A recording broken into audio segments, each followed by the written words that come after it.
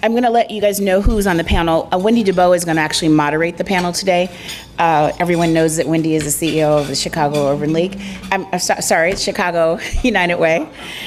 Sherry, Wendy, they're both friends. You get how that goes. We've got Rob Reiter of the International Union Engineers League, and he'll be up in just a second. Darnell Shields, who's the executive director of Austin Coming Together, and then Charles Matthews, who happens to be the president of People's Gas. So I think what I'm going to do is I'm going to ask them to make their way up to the, and while they're doing that, I'm going to do a little bit more multitasking. I don't get to give the mug away today because we put their water in the mug. That's pretty cool, wasn't it? Wasn't that pretty cool? Oh, come on, you guys. The City Club mug is a big deal.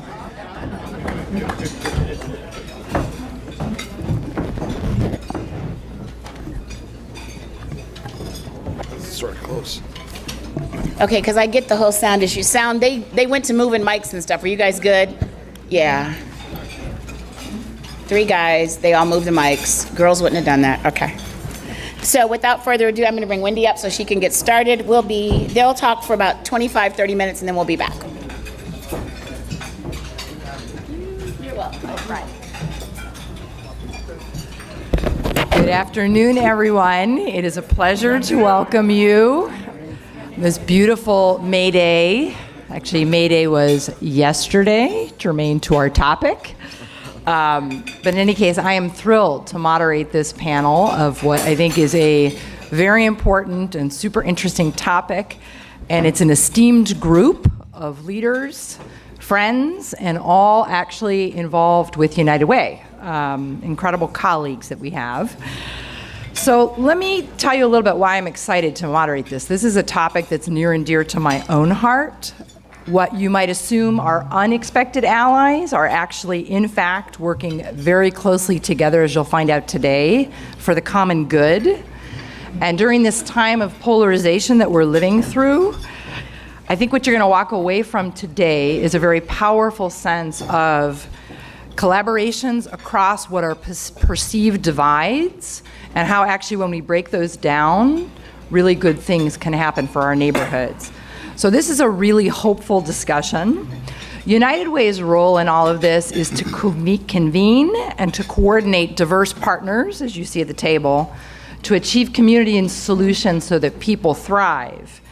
The United Way Neighborhood Network Initiative, which you'll hear a little bit more about today, is a unique, tight-knit approach that helps accelerate these kinds of cross-sector collaborations between business, community-based organizations, unions, and many others by cultivating linkages that combine resources for community progress. Austin is one of our 10 neighborhood networks, and it focuses on early childhood and also financial stability. So I'm going to start right away out of the gate here with Darnell Shields, the head of Austin Coming Together. Darnell, tell us a bit about Austin, its demographics, and how you've been tackling the workforce needs of the community. Okay. So Austin is Chicago's largest community by geographic size. It's also the second largest by population. Just under 100,000 residents reside in the Austin community. It primarily is an African-American community with a growing Hispanic population. We have a few Caucasians there as well. And in terms of conditions, the Austin community has suffered from many social and economic challenges for quite some time. For example, having an estimated 32,000 households throughout the community with a median income per household of about $30,000 annually, and almost 30% of those individuals are living below the federal poverty line. In addition to this, the unemployment rate in the Austin community is a little bit over 20%, and about 25% of those who can be employed do not have a high school diploma. And 85% of the entire labor force within the Austin community lack a post-secondary education. And so one could argue that these conditions among other challenges, have attributed to the 20,000 plus population loss that we've experienced in Austin over the past 18 years.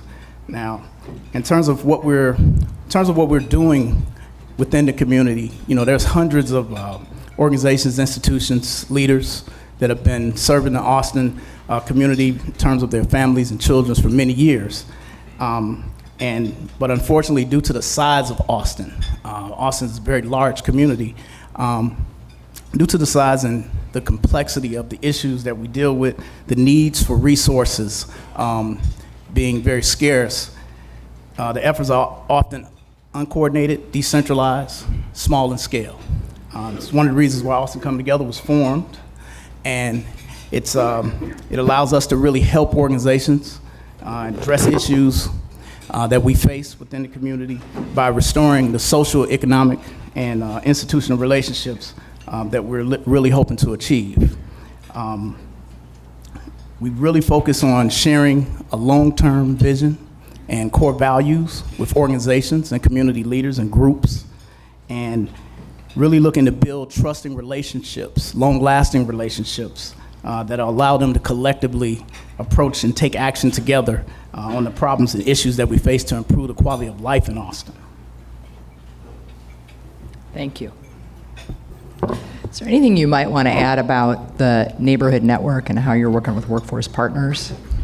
Yeah, so in terms of pipelines to careers and workforce partnerships and how we're kind of moving the needle on that, one of our impact goals that we're focused on is to really decrease the amount of individuals that are living below the poverty line.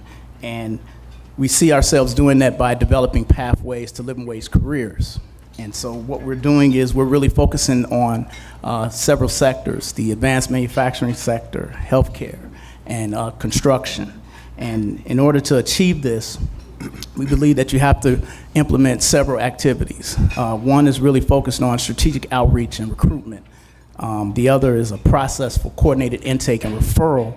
And then lastly, really being consistent with follow-up and continuously improving the quality of services that's being provided. With that, we started an initiative called the Austin Community Hub Initiative.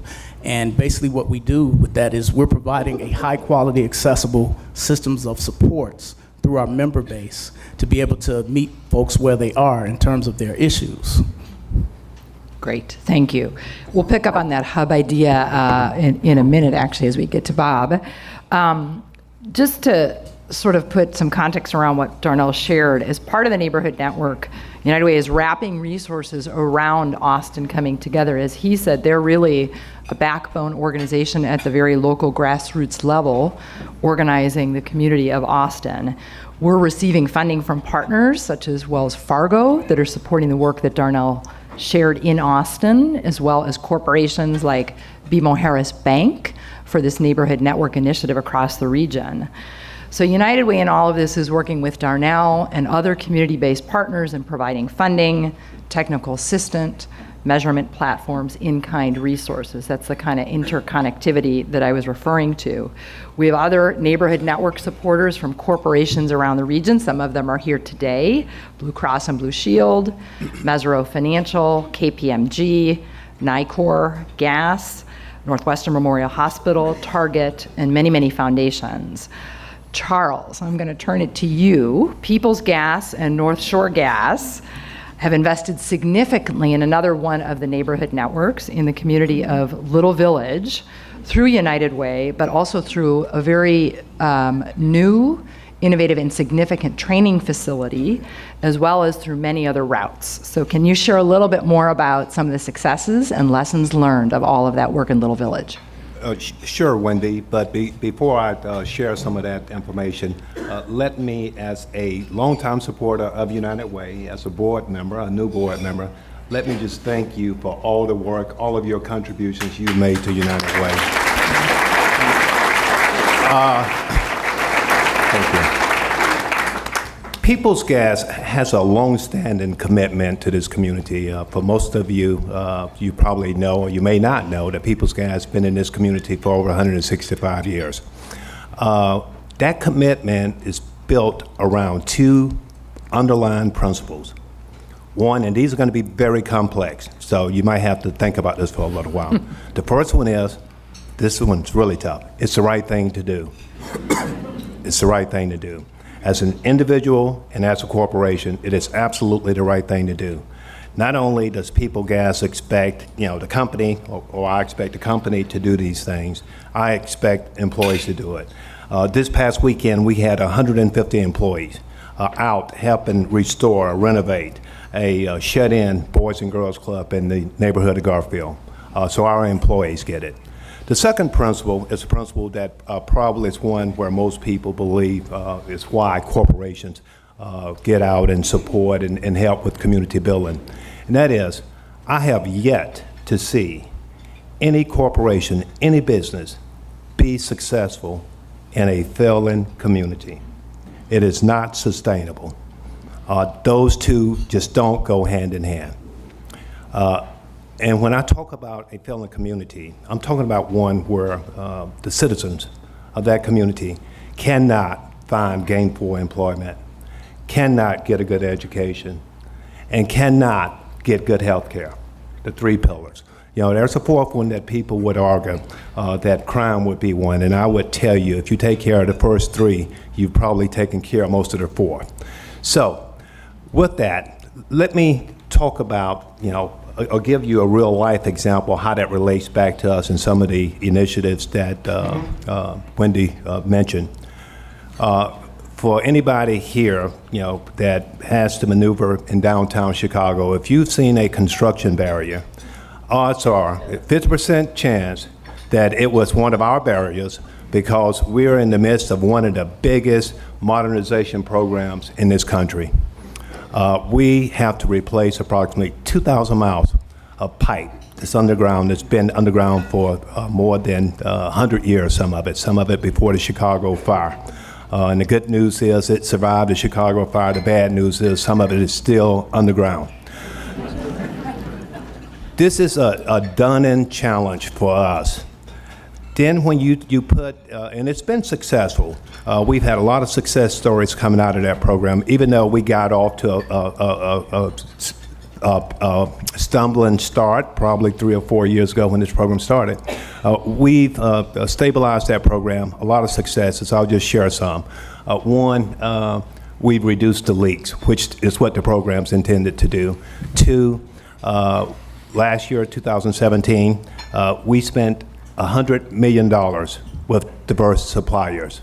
2-3 years ago, that number would have been less than 10 million.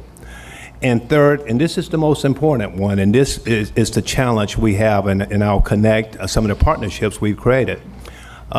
We require 1,900 full-time employees at peak construction, 1,900.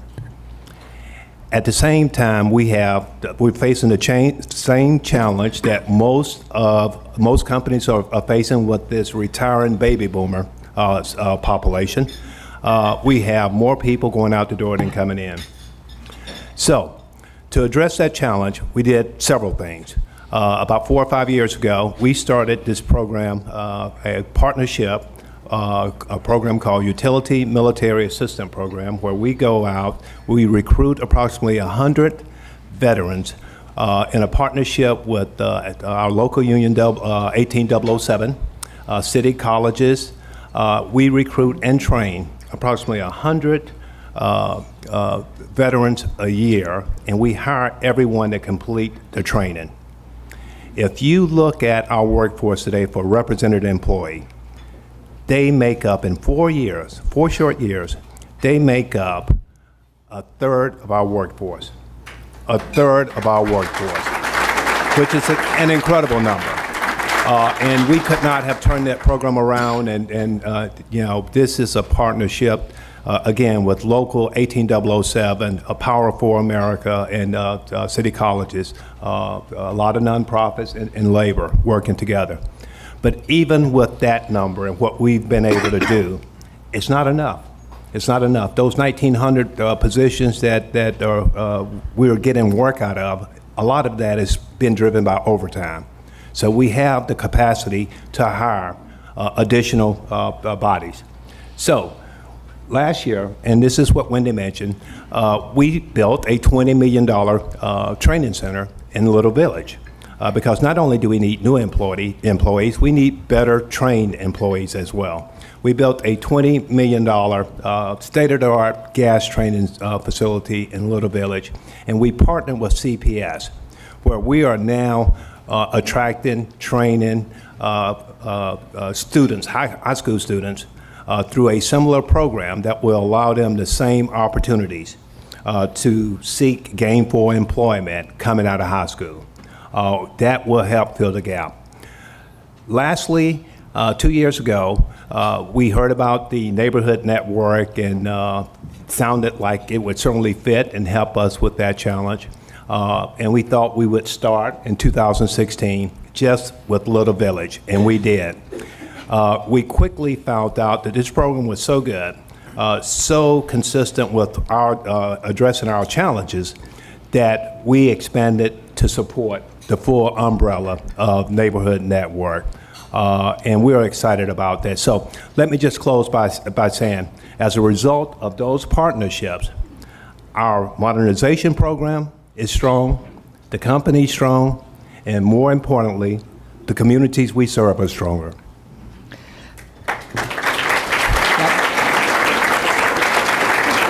And as I transition to Bob, I would just put together the comments that both Darnell and Charles shared and kind of make a connection that what you see is this really interesting layering of partnerships and layering of new initiatives and creating pathways to work together. And I think it's that, and Charles said this so beautifully, in all the different things that People's Gas is doing, is the generation of all those new pathways that layer on top of each other with partners that also helps sustainably make this change. So I'm going to actually turn it to Bob Reiter. You may or may not know that he was elected yesterday as the new president-elect. So not officially elected, but the president-elect of the Chicago Federation of Labor. Bob, you know, the CFL has always been about developing pathways for folks toward employment. Can you talk a little bit about the Access United program, very special program that actually involves many of us here on the panel, and some of the issues that you see that are requiring triage among all these different kinds of partners to solve together? Yeah, thank you, Wendy. Before I get into that, though, I just have to point out that I've been in this job for less than a day, or at least elected to it for less than a day. And Jim Frantic's already sitting in my seat. I mean, come on.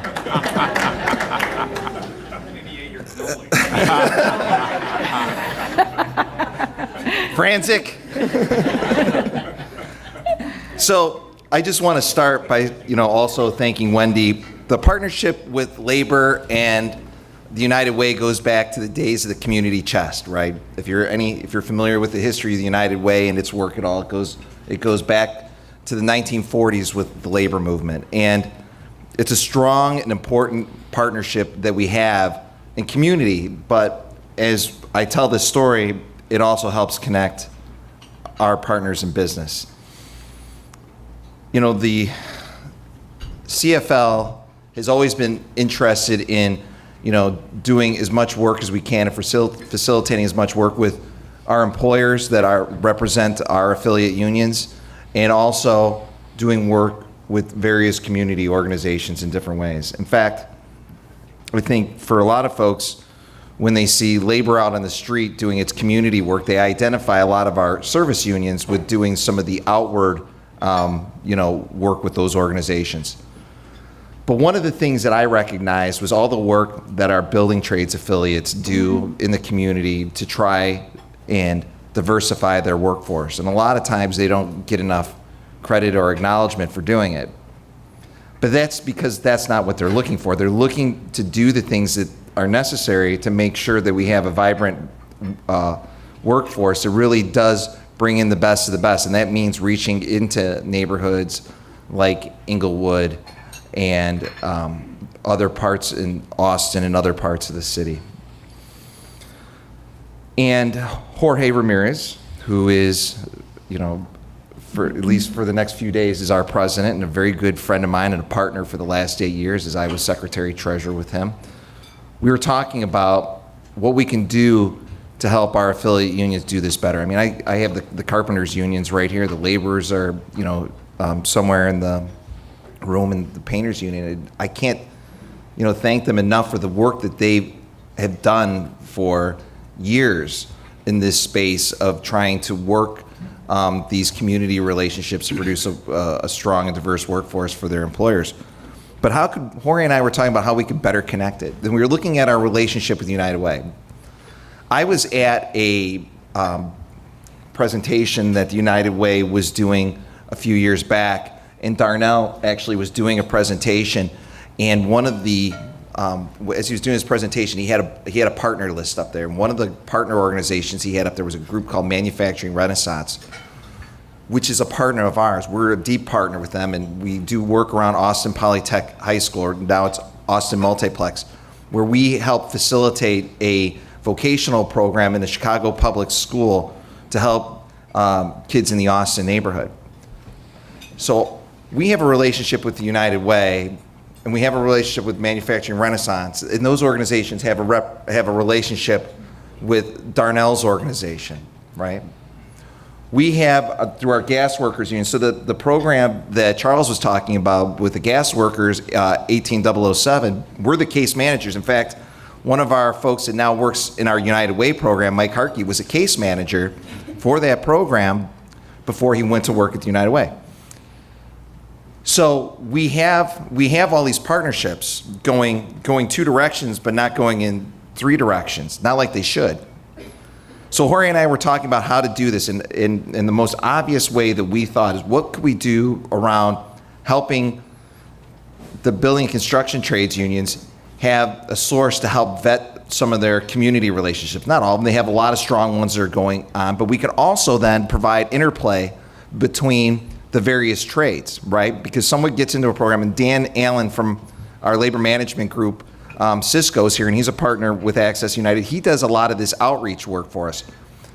And we went to Dan and we said, can we do this? Can we figure out a way to connect this better? And then we worked with the Building Trades Council, and we have Mike Masaleo here representing the building trades, and his president, Ralph Affronti, and they said, let's do this. This makes sense.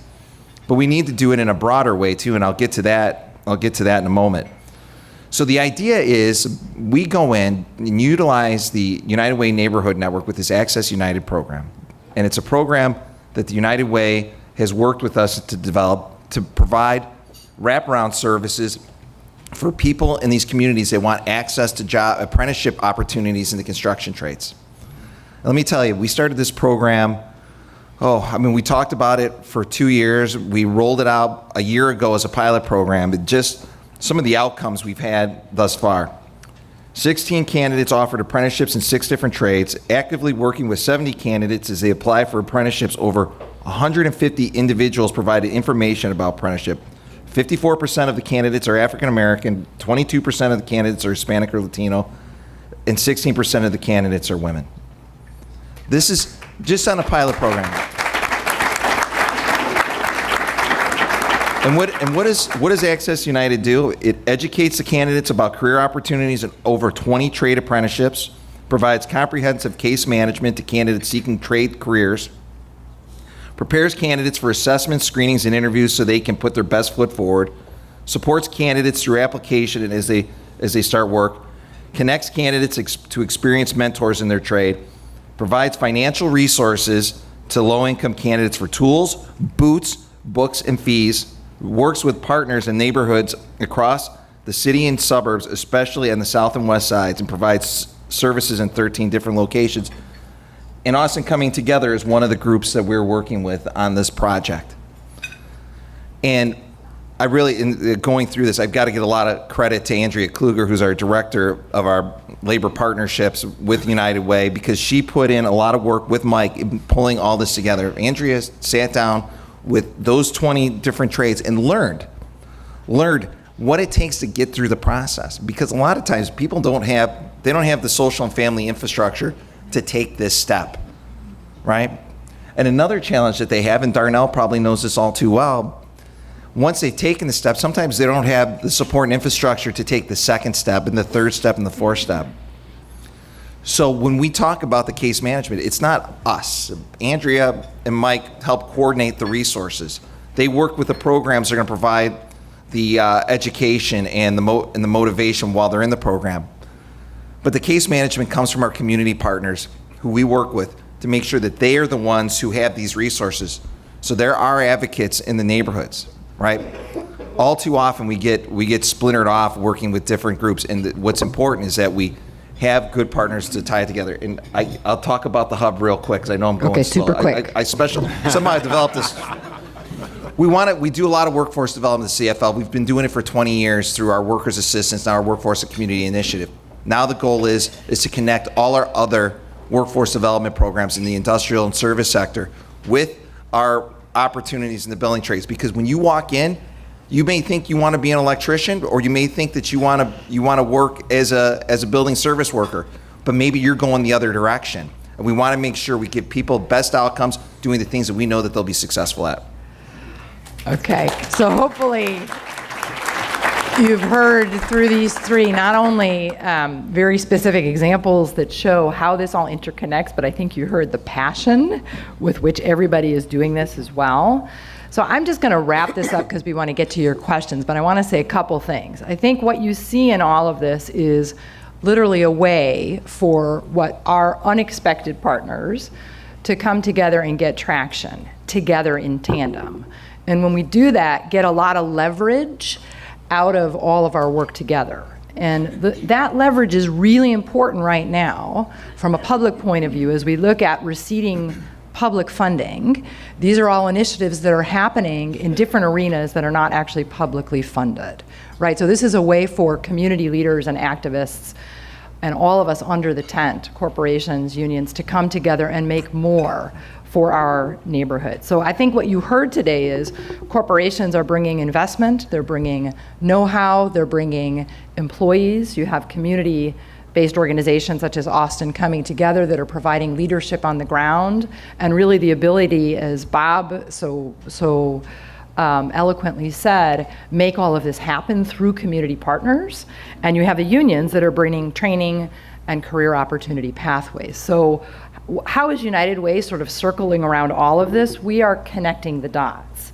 And we do that. We are the largest private funder after the Government for Human Services. We believe in this networked initiative and in bringing together all kinds of partners, expected and unexpected, to pull in tandem together and make more than the sum of the parts. And we do this, and it was mentioned several times on the panel today, all these folks are leading inside of United Way, as well as each of their individual roles. We're doing this to fight for the education, health, financial stability, and safety of every person in every neighborhood. Charles went back to this in his very basic tenets of why People's Gas is doing what they're doing. So I hope you have seen through this conversation the role that each organization plays, but how it comes together and intersects. I think we find this all very hopeful. It's why we wanted to share this story with all of you to encourage other partnerships that are needed at this time. I think it's going to take the interlocking of all kinds of actors in the private arena, such as all of these, to really make our neighborhoods as strong as they can be. We want to get to your questions, but before we do that, I want to thank our panel. I want to thank the City Club for hosting us. I want to give a shout out to the United Way team who is here in force for their incredible work, for all of which this would not be possible without them. And then we want to turn it over to your questions.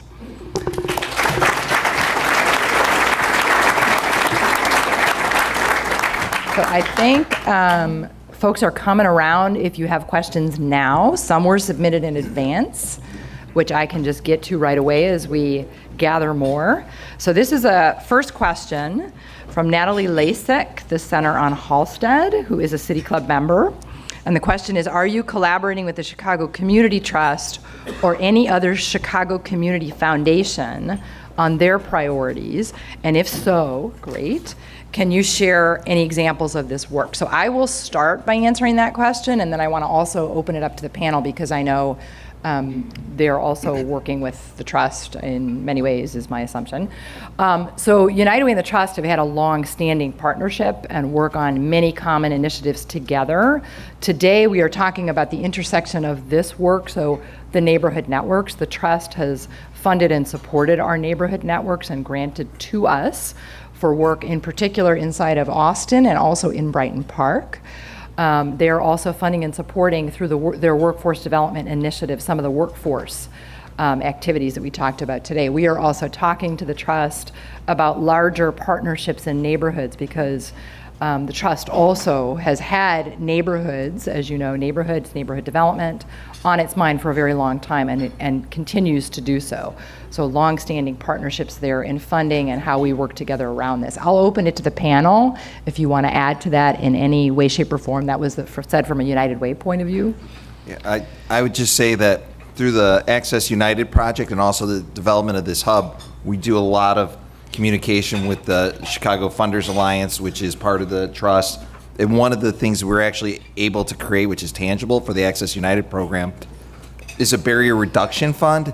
And this barrier reduction fund can be used for someone applying to a program to pay their initiation dues as they get brought into a union apprenticeship program, to buy boots or to buy tools, the things that they may not have ready money available to take that first step. And I'll quickly add that we do have a partnership with the Chicago Community Trust. About 3 years ago, post-acquisition by WEC Energy Group, as we put together our community plan, we knew that this couldn't be a one-year enhancement of that commitment, that it had to be sustainable. And part of that sustainability was establishing a partnership with the Chicago Community Trust. Great. Next question from Joni Friedman, University of Chicago Office of Civic Engagement. This is for Darnell. How has your time in the Civic Leadership Academy impacted the way you approached your work? And what specific connections did you make that influenced your work? Hi, Putting Joni. Darnell on the spot. Joni, you in here? I see you. Yes, I will definitely give a plug to the Civic Leadership Academy. And thank you for coming. Thank you for being here as well. I think I've often said this in other conversations that we have. I was a inaugural fellow in the Civic Leadership Academy in 2015 when it first started up. And I thought I was embarking on going into a leadership program that was really going to be about all of the different types of skill sets you would need in terms of being a leader, in terms of management, finance, all of these different things from a business perspective. But I ended up actually getting access and going through much, much more. And it was really about self-development, like really going inward, really looking at how you can recognize the impact that I could have on what other people do. And so what that's done for me as a leader, it's really allowed me to leverage some of the skill sets that I didn't really believe would lend to this space, because my background is in business development and corporate. And when I came into community development and social work, I was able to really start to identify that the skill sets that I brought to the table were actually very useful and could, really kind of spur innovation around a lot of the things that we were doing and motivate other people within our space to start to think differently and really start to work differently. And so I really attribute a lot of that to being a part of that program.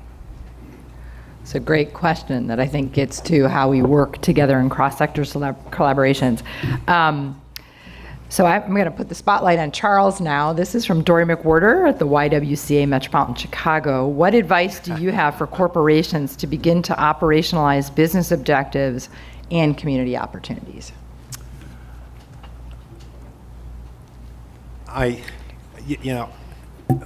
First of all, I find it difficult to believe in 2018 that I need to answer that question because it's so obvious. And I joked early on about it starts with doing the right thing, and it starts with just looking at your business model. You know, the communities you serve, and with us, it's even clearer because we serve Chicago proper and the northern suburbs. The communities we're building up are our customers.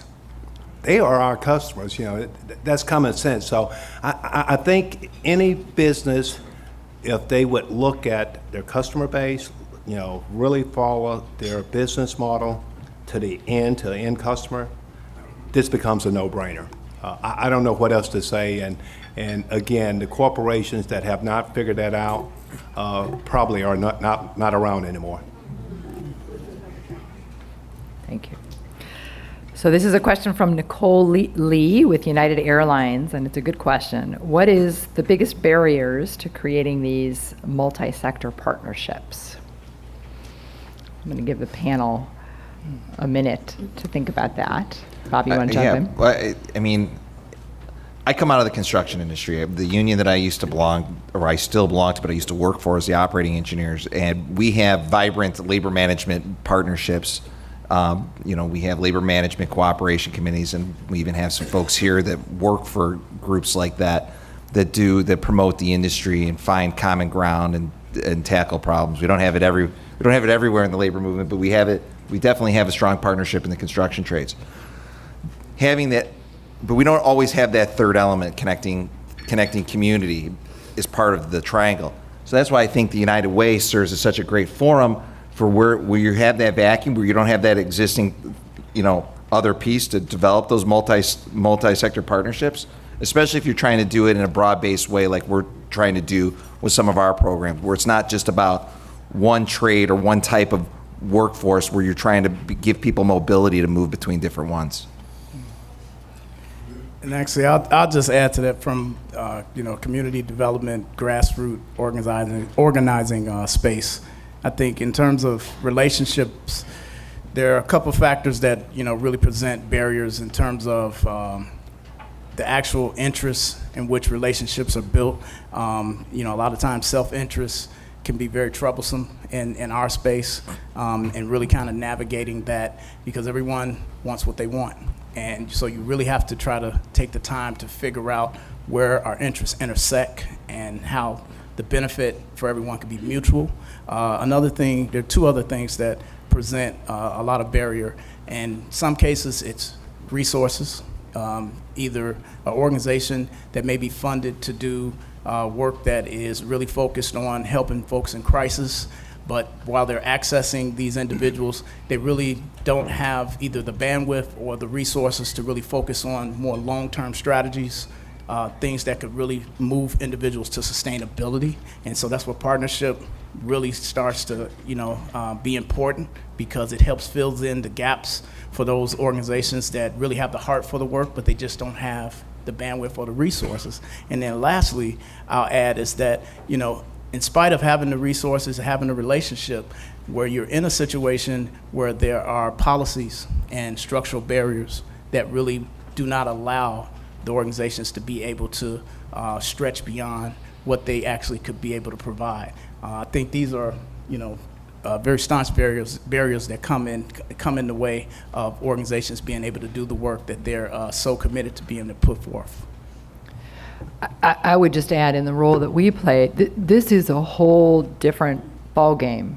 Darnell kind of spoke to some of the pieces of it. So while this is super hopeful, and I think this is really critical for the future of working together to really make sustained progress, it's not easy, right? So folks have to essentially come at leadership. This is coordinated leadership, which is very different than I'm leading for a single organization. This is I'm leading for the greater good of this initiative or this collaborative or this neighborhood network. And so you have to check, forget ego, you have to check your organization's agenda at the door and put it secondary to this greater good. And that can be hard to define specifically what that is.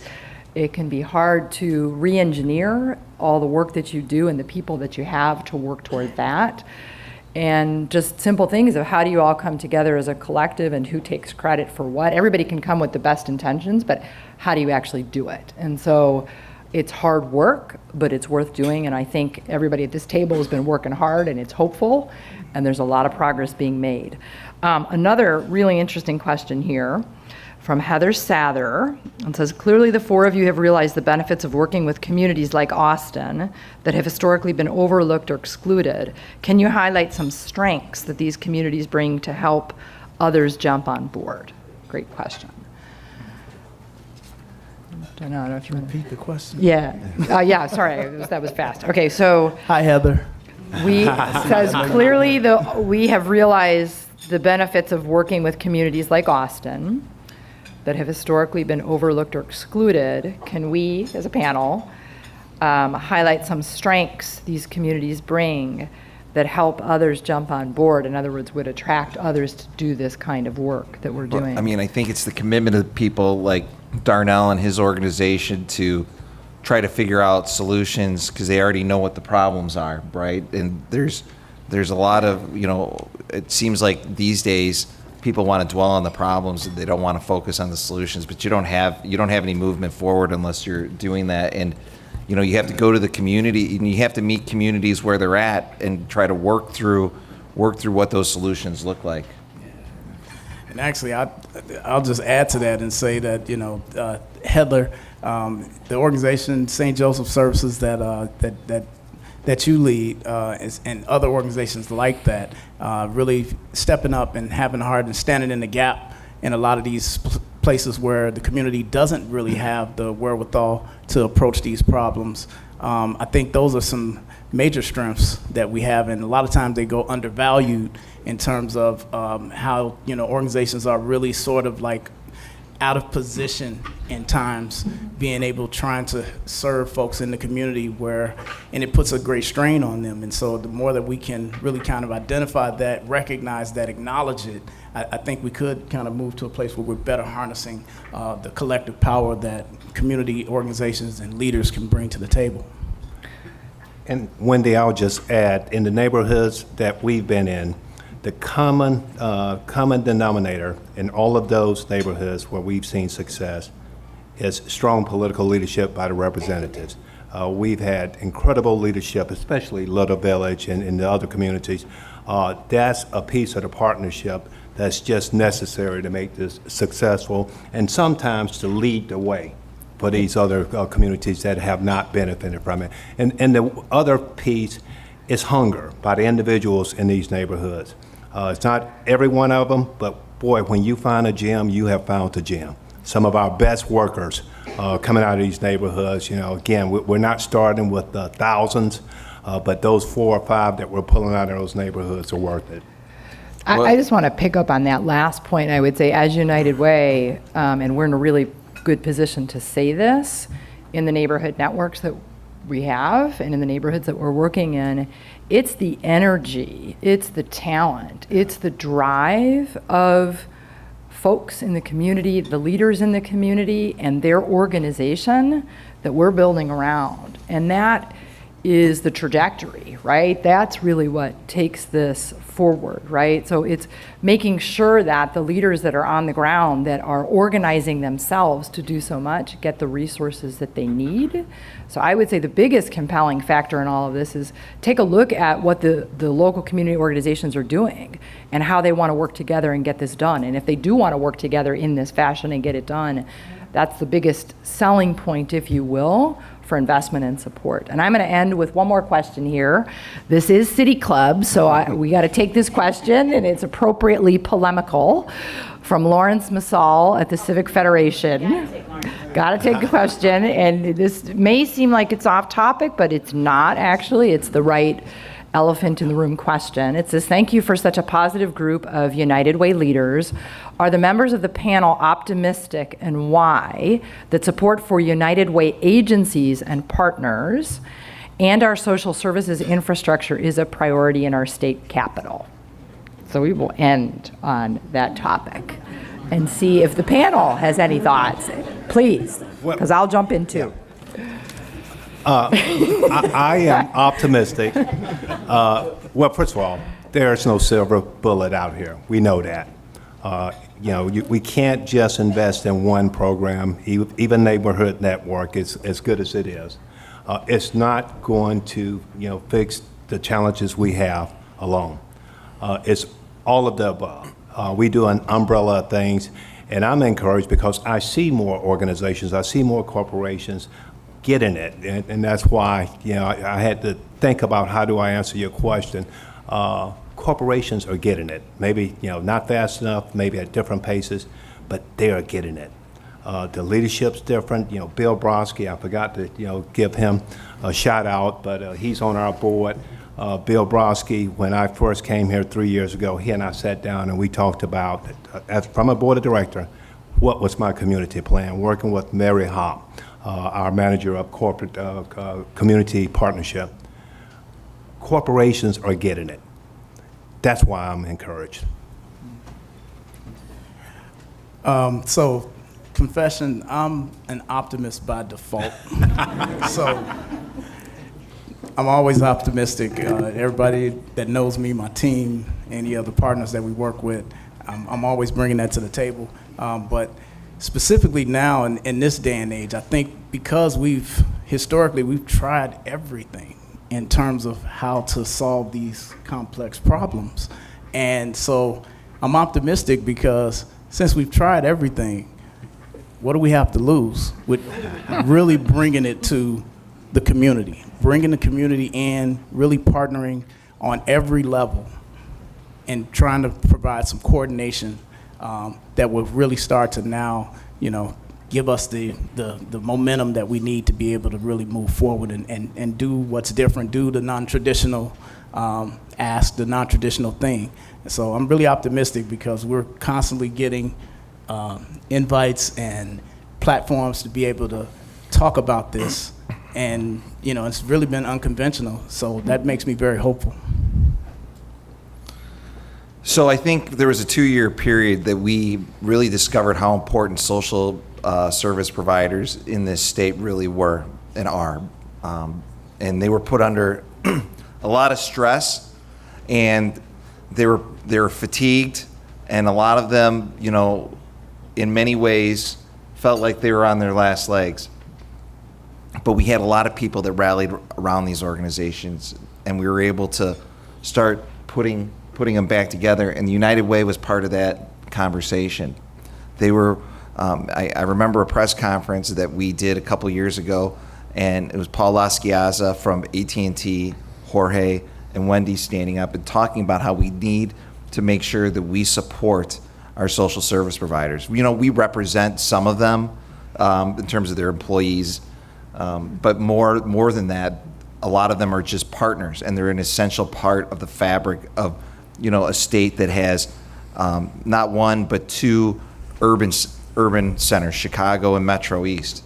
And I think that we have a lot of people in this state, and we have a lot of leadership in Springfield that understands the importance of these. And we certainly have folks here in the city of Chicago and the county of Cook who get it.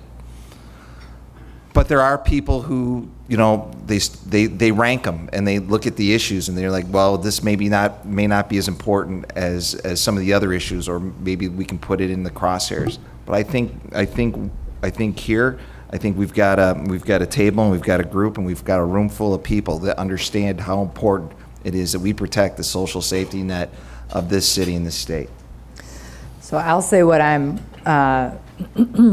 not optimistic about and what I am optimistic about. Not optimistic about that. Bob is absolutely right. We, United Way, spent a lot of leadership time and energy, thanks to a lot of the folks in the room in partnership, documenting what has happened to funding for social services, which has been on a steady decline. And as you know, at one point we didn't even have a budget. We documented that 1 million people fell out of service across the state when there was an impasse. So that picture of waning public resources at the state level is brutal for our social fabric. Not optimistic about that. Here's what I am optimistic about. We have a table full of leaders here, as I said earlier, working in the private arena, coming together, finding really creative ways to intersect and work together and make more than the sum of the parts, right? So that's really critical in and of itself, right? So that makes more with the private resources that are out there. But also, if we can do this together, if we can come together and do all the hard work to figure out how these unexpected allies come together and make progress in communities, I think we can start to chip away at the problems in the state. And it's going to take some unconventional, very creative thinking and collaborations across different dividing lines. I suspect this is where Lawrence Marsal was going to get there. And I think all of these partners in the room at the table for sure would be willing to do it, and I suspect all of you would too. So I think we will tackle it. So with that, I'm going to turn it back over to Jackie. Thank you all.